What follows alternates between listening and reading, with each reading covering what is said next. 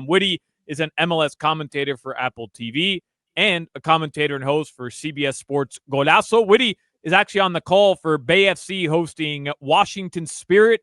That game's at Oracle Park this Saturday in the NWSL. That game's on CBS 4, by the way, at 4 p.m.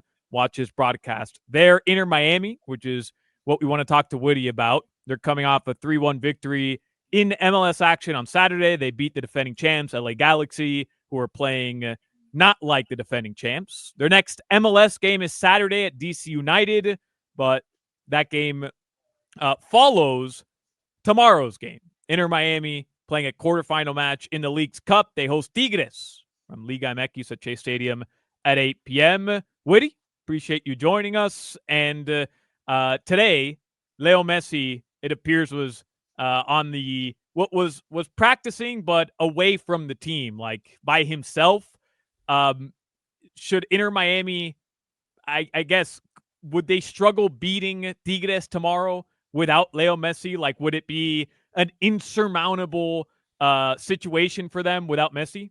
I don't know if insurmountable is quite the word, but it definitely, they might not beat Tigres with Messi. That's how good Tigres is. This is a team that over the course of the last 10 years is the most successful team in Mexico in terms of winning league trophies season upon season. They're incredibly well-resourced. They bring in big-name stars from Europe. Some of the ones that MLS don't get. You look at Angel Correa, who leads the line for them, is an absolutely top-level player. Andre Pierre Gignac might be one of the greatest players in the history of Liga MX. So this is a really, really stacked team. So I think even if Messi were healthy, this could be a challenge. But it is kind of wild to have watched how Messi picked up an injury in that last game of Leagues Cup in the group stage, and then misses a couple games, comes back, has a goal and an assist, looked every bit the wonderful Messi can be, and yet we see him again training off to the side. So there is just this worry that it continues to be a problem, that muscle injury that he picked up in that last game of the Leagues Cup group stage. So, yeah, I think there would be real concerns that he probably can't play more than 10, 15 minutes,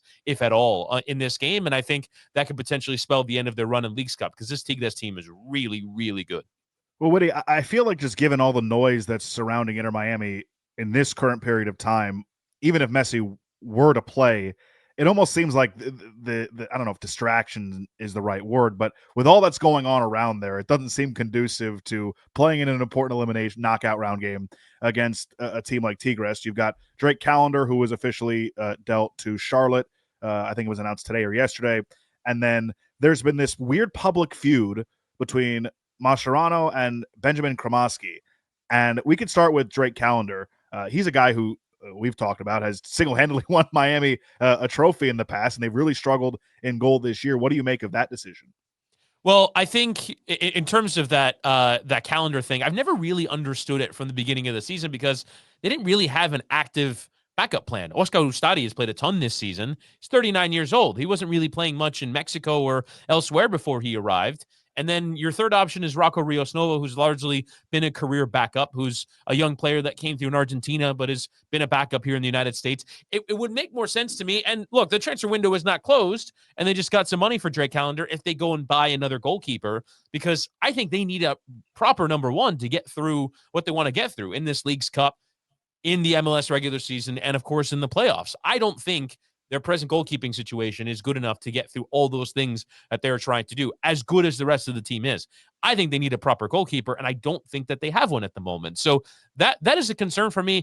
And the calendar thing, you can sort of understand it from one perspective, which is that he was never really good with the ball at his feet, which is one of the things that a lot of modern goalkeepers are measured against. Can you be good with your feet and helping the team in distribution? But the team isn't really that team. If they were playing like Barcelona and kept 65, 70% of the possession, that would make sense, but they're not really that way most of the time. And so I just think for as good as Callender has been in big games, in shot-stopping moments, that they would have figured out a way to make that happen and to keep him around and get him fit again and make him be the starting goalkeeper. Because you go back to Leagues Cup 2023, that's a penalty shootout that goes 12 rounds. He makes one and then saves one. And he has come up with big saves again and again in their quest to last year set the all-time MLS regular season points record. And all these moments, he's come up huge. And so I'm surprised that they're getting off him. And I'm also a little bit surprised by the destination, it being Charlotte. And I just want to ask you about the Cremaschi situation. If you don't know, Benjamin Cremaschi, a really good young player for Inter Miami. He comes out and he says to the press, I don't know sometimes when I show up where I'm going to play, if I'm going to play, and it's hard to develop when that is the case. Mascherano gets asked about it, and he says, well, my door's always open. I don't understand why he's taking that public, and kind of throws Cremaschi under the bus a little bit. For me, I don't know if this is just like someone who's not experienced enough in these type of situations or if it's dealt with differently, but like from what we know and how coaches talk in the 4 major sports here in this country, that is they totally blow it off, non-issue, and then they address it behind closed doors. I think it's a really bad look for Mascherano to do that to Cremaschi publicly.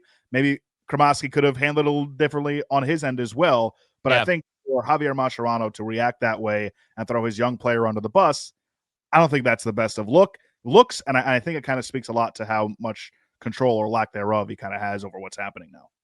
Yeah, you mentioned the sort of lack of experience. I think it is lack of experience on both ends. I agree with you. I'm surprised that you get handed this story, which could very easily be handled internally, and you decided to kind of put gas on the flames and include him in the team and put him on from the bench. It's kind of a weird mixed messaging, but I think it does lend a little bit of credence to something that a lot of Miami fans have felt throughout the season.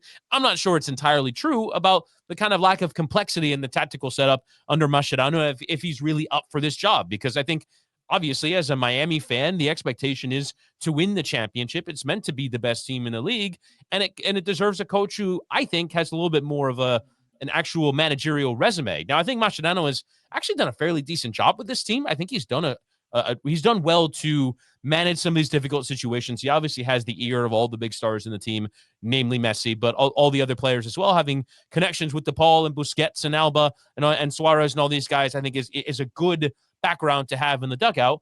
But I do think if Cremaschi's come out and saying that, he's not lying, and he's also playing in a ton of different positions. I think he's played at left back at times. He's played at right back. He came up through the academy as an attacking midfielder, and that requires a measure of nuance to handle that correctly. If obviously as a young player, you don't quite have that same background, that same all-encompassing knowledge of the field, where I think some more veteran players, you stick them in a different position and they largely know what they're doing. I don't think you can say the same for a young player. So I can understand why he thinks that. I think it's the coming out and saying that that's a problem. And you can understand how there definitely would be a conversation happening behind the scenes. Maybe you say it to a relative, you say it to a friend, or you tell one of your teammates, this is BS, man. I'm not playing in my usual position. This is ridiculous. But he should probably know to not come out and come up against a manager who has obviously the ear of everyone involved in the club. And from Mascherano's standpoint, he has, I think, dialed this to another proportion that is also unnecessary. So I don't think this has been terribly well handled all the way around. He's there, Mascherano. And by the way, I don't even blame Mascherano. Somebody who almost doesn't play in your squad calls you out publicly. He felt offended. He called him out publicly. Yeah. But Witty, he's there. And I don't think it's an indictment on him. Like, I just think it's a fact. He's there because he's boys with Messi. Right? Like, am I wrong about this? I mean, last year with Tata Martino, they literally set a league record for the most points ever. They played well. He coached well. He knew what it took to win an MLS title. He's done it before. And look, they didn't play well against Atlanta, but I don't necessarily think that all the blame should have gone at Tata Martino. Whatever went on behind the scenes there where he ended up leaving, that happened, fine. Mascherano's there because he's boys with Messi. I think that's a fair statement, isn't it? Yes, I do. And he coached U23. They got bounced in the quarterfinals of the Olympics. Not that there's anything wrong with that, but he's not like this well-established manager who comes with this unbelievable track record as a manager. This is fairly new territory for him overall. He's there because he's friends with Messi, and there's nothing wrong with that. Like, this is Messi's team at the end of the day. And he's on his way in his coaching career. I don't think it's necessarily any logical next step for Mascherano to be the coach of Inter Miami next in his career. As you mentioned, he's coaching the Argentine youth national teams. He didn't do a particularly brilliant job. I think you can say it's definitely a mixed record for him, but I don't think it's necessarily out of the realm of possibility. But yeah, of course, all those personal relationships play a role. I think it's obvious that, from going and getting Rodrigo de Paul, which, by the way, any MLS team would go and do. If you say you can go get a World Cup winning midfield player, like, going and getting Messi's friends is not necessarily a bad thing, as you're saying. But I do think that Mascherano has a fair bit to prove as a manager. And I think it probably would be, I don't want to say best, but I think that he has to figure out a way to kind of manage some of these situations and figure out in his coaching career, what's the right way to go about this? And I'm not certain that putting fire on, or adding gas to these flames is necessarily the right way to go about that. So no, I think that you look at his career, his resume, it would not lend itself to having this job. But once he's in it, he's done a reasonable job. They made the Club World Cup knockout rounds. I think he necessarily have too much of a go. I think he's been okay. But I think there are probably fair criticisms and probably fair criticisms from within the team. And I think you could probably say this criticism from Cremaschi is probably fair. It's only the form in which it's aired that is the mistake. For sure. And look, he's the only homegrown player that was like put on that pedestal and was, I don't want to say he was shining, but there was some like terrific moments from Cremaschi this year. He got called in the full U.S. men's national team because there was a real recruiting battle between Argentina and the U.S. Argentina wanted him. Mascherano actually was the one who wanted to bring him in to the under-23s to eventually become a full Argentine international. That's what he was thought of as a player and as a prospect. So, no, you're absolutely right. This is a player that was kind of thought to be the jewel of the Inter Miami Academy, this young academy that should be producing players towards the senior team. And he's kind of the first one that has gotten his first big crack at it. Turns out that two defenders have kind of outshone him in terms of Frey and Noah Allen have both played more and have a bigger role to play in the team. But yeah, Cremaschi was, when he first came through, I remember all the talk around the club was, this kid's going to be good. He was starting basically every game before Messi arrived. Hey, we were just spitballing here, Jimmy and I, right before we brought you on. Witty, is Drake Callender, outside of current players right now that are on the team for Inter Miami, obviously Messi, Suarez, Alba, Busquets, is Drake Callender the greatest Inter Miami player after those guys? Like, I know it sounds ridiculous to say, but what's the list? Gonzalo Higuain, who came here to eat empanadas. Yeah, those 6 months though, man. Those 6 months though, when he announced his retirement and he got the team single-handedly to the playoffs. Blaise Matuidi. Matuidi, Leo Campana, Robbie Robinson, the first round.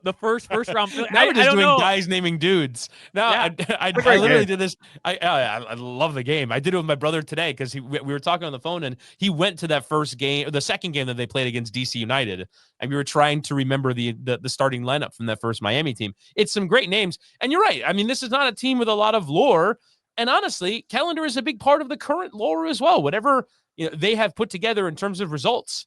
I don't think they win the Supporter Shield without Drake Callender. I don't think they win Leagues Cup without Drake Callender. Those are the two trophies from the Messi era so far. So, yeah, I think he's right up there in terms of most important figures in club history. And it's also worth noting that he's also a success story for internal development at the club. He was the third goalkeeper when he showed up. And I remember thinking, this guy's never going to play. I saw him once in a preseason game. This was 2022 or 3. And it was a preseason game. Miami was playing Montreal. He made a terrible mistake in the game. And I remember Phil Neville came out in the media and afterwards and after the game said, that's a terrible mistake. He can't do that. He's got to get a lot better if he's ever going to get minutes in this team. And to go from that to, being a heroic figure for the club that any kind of diehard fan will remember. Yeah, I think he's probably right now the greatest figure in the history of the team, along with obviously all these big stars that are currently in the side. Build him a statue then on the Wendy's right there. A bit much, but Boulevard. Have you seen pictures of the new stadium, by the way? It's really coming along. It's gorgeous. I pass it every day driving into the studio. It's incredible. It looked awesome. Outside of Freedom Park. Let's get it done. Statue, Drake Callender. Chris Wittyngham, he's on the call for Bay FC hosting. I want to talk to you about Pulisic, but we're out of time. Maybe another time, Woody. He's on the call for Bay FC hosting Washington Spirit at Oracle Park Saturday in the NWSL. Watch his broadcast on CBS 4 at 4 p.m. Also, you had texted me the opening Serie A game of the season. That's this Sunday, Juve Parma at 2:45. Correct, on Paramount Plus. Yeah, we have our full program of games in Serie A. The one we're calling though is Juventus Parma on Sunday. Got to get on the red eye back from San Francisco to call that one, but that's should be Parmesan. Yeah, it is the home of Parmesan cheese. That's correct. Who knew? The people from Parma. Love Parmesan cheese. Big Parmesan cheese fan. Not a fan. Same. I agree with Josh. Awful take. Terrible to end it on that. Thank you very much, Woody. Appreciate it. All right. See you guys.